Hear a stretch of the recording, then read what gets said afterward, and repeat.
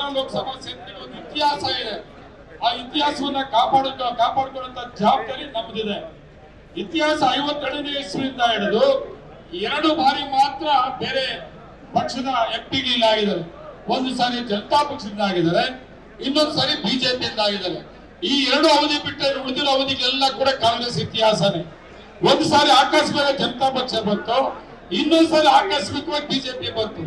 ನಾನು ಒಂದು ಮಾತು ನಿಮ್ಗೆ ನೆನಪು ಮಾಡ್ತೀನಿ. ನಾನು ನಮ್ಮ MLA ಎಲೆಕ್ಷನ್ ಒಂದು ಬಹಳ ಜನ ನಾನು ಮಾತಾಡ್ತಾ ಇದ್ದೀನಿ. ನಾನು ನಮ್ಮ ಬಗ್ಗೆ ಹಗುರವಾಗಿ ಕಾಂಗ್ರೆಸ್ ಅವ್ರ ಬಗ್ಗೆ ಮಾತಾಡುವಾಗ ಈಗಿನ ಸಂಸತ್ತು ನಾನು ಒಂದು ಮಾತಾಡ್ತಾ ಇದ್ದೆ.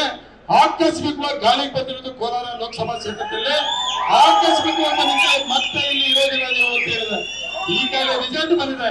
ಆ ಬಿಜೆಪಿ ಅಭ್ಯರ್ಥಿಗೆ ಟಿಕೆಟ್ ಇಲ್ಲ, ಮತ್ತೆ ಈಗ JDS ಮತ್ತೆ ಕಾಂಗ್ರೆಸ್ ಅಲಿಯನ್ಸ್ ಅಂತೆ. ಎಷ್ಟು ಬಿಜೆಪಿ ಮತ್ತೆ JDS ಅಲಿಯನ್ಸ್ ಅಂತೆ.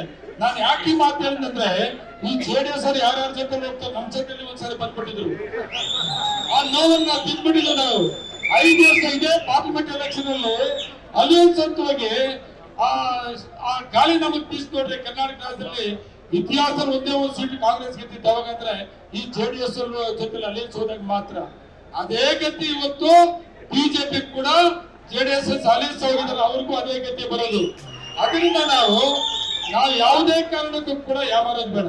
ನಾನು ಒಂದು ಮಾತು ಹೇಳ್ತೀನಿ. ನಾನು ಕೋಲಾರ ಲೋಕಸಭಾ ಕ್ಷೇತ್ರದಲ್ಲಿ 5 ಜನ ಕಾಂಗ್ರೆಸ್ನ MLA ಇದ್ದೀವಿ. ಹೌದಾ? 5 ಜನ ಇದ್ದೀವಿ.